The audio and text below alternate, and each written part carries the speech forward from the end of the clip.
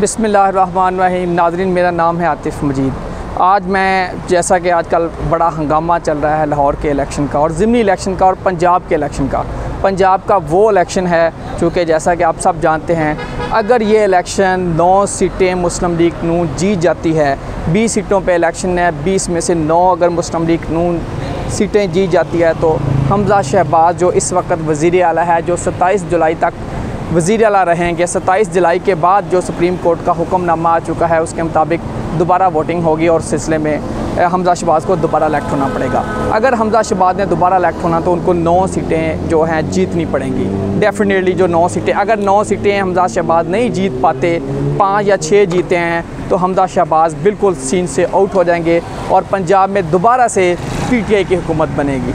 अगर मैं बात करूँ लाहौर की तो लाहौर के अंदर 4 सीटें हैं इस वक्त जहां इलेक्शन हो रहा है। लाहौर की जिस सीट में इस वक्त मैं मौजूद हूं ये PP 167 का एरिया है और यहां से PTI के जो कैंडिडेट हैं वो शबीर गुजर हैं और उनके मुकाबले में जो कैंडिडेट आ रहे हैं वो नज़ीर चौहान जो साबिक़ सूबाई वज़ीर भी रहे हैं और बाद में वो नून लीग में शामिल हो गए, तो लिहाजा उनको एक इस्तिलाह बोली जाती है लोटा। तो कहने का मकसद ये है कि नज़ीर चौहान इस हलके से इलेक्शन लड़े, 2018 का जीते और PTI के टिकट पे बल्ले के निशान पे इलेक्शन जीते और बाद में लोटा हो गए।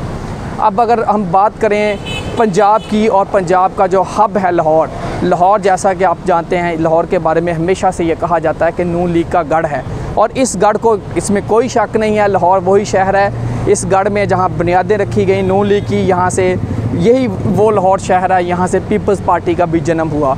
इसी लाहौर के अंदर जुल्फ़िकार अली भुट्टो भी MNA बने, इसी लाहौर में मोहतरमा बेनज़ीर भुट्टो भी MNA बनी।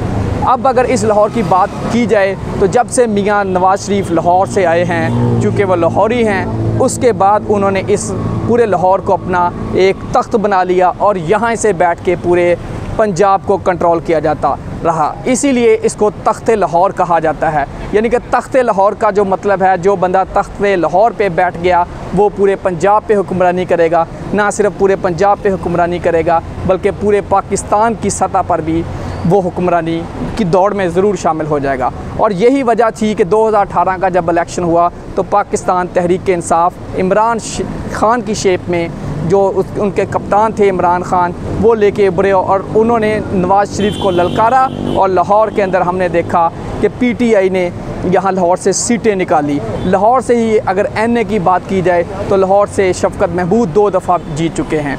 इसी तरह लाहौर से ही हमाद अज़हर जीते हैं, लाहौर से ही मलिक करामत खोखर भी जीते हैं।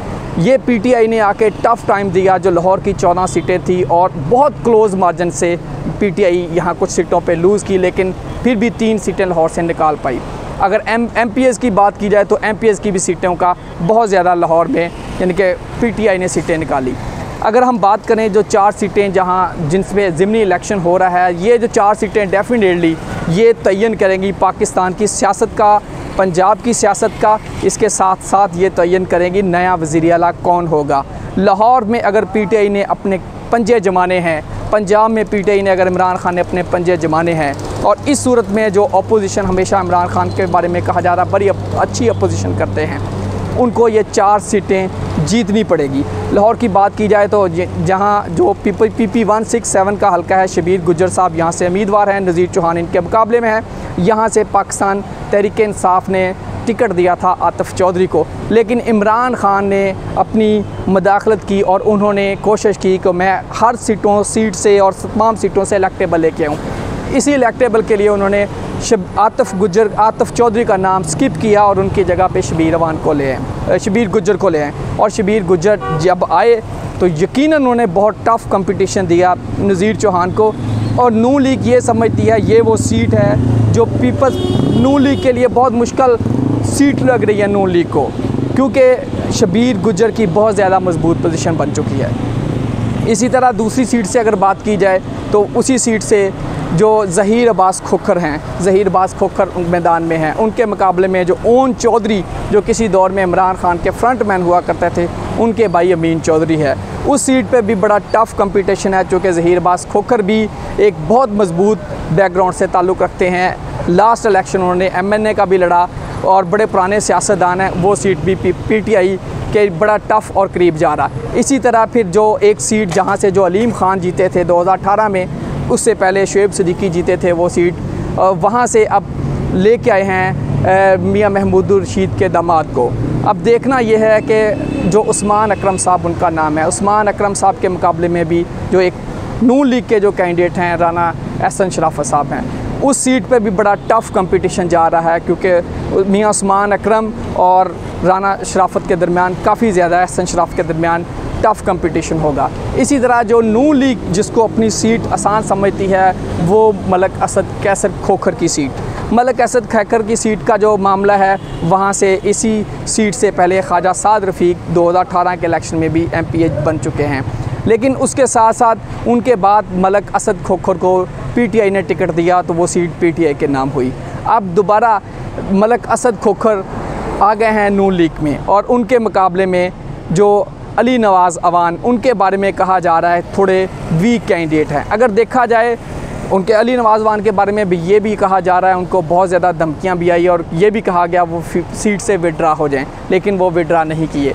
अब सूरत हाल जो काफ़ी टफ़ बज़ाहिर लग रही है, जो लग ये रहा है 3 सीटों पे बहुत टफ़ कंपटीशन हो रहा है PTI और नून लीग के दरमियान, क्योंकि PTI जो 3 मजबूत कैंडिडेट हैं, और इस दफ़ा इमरान खान ने कोशिश ये की है कि पूरे जो 20 के 20 हलके हैं वो जीते जाएं। PTI जो कि क्लेम तो कर रही है कि हम 16 हलके जीतेंगे, लेकिन 16 हलकों से जीतना उनका भी मुश्किल लग रहा है। लेकिन जो लाहौर की बात है, अगर तख्ते लाहौर में PTI ने अपना कदम जमाने हैं तो उनको कम से कम 2-3 सीटें यहाँ से निकालनी पड़ेगी। लग ये रहा है कि 3 सीटों पे एक बड़ा टफ़ कंपटीशन है और बहुत ज़्यादा क्लोज़ मार्जिन से वहाँ रिज़ल्ट निकलेंगे। अब देखना ये होगा कि लाहौर आने वाले दिनों में किस तरह रिएक्ट करता है। इसी सारी सूरत हाल को देखते रहिए। मुझे इजाज़त दीजिए। अल्लाह हाफ़िज़।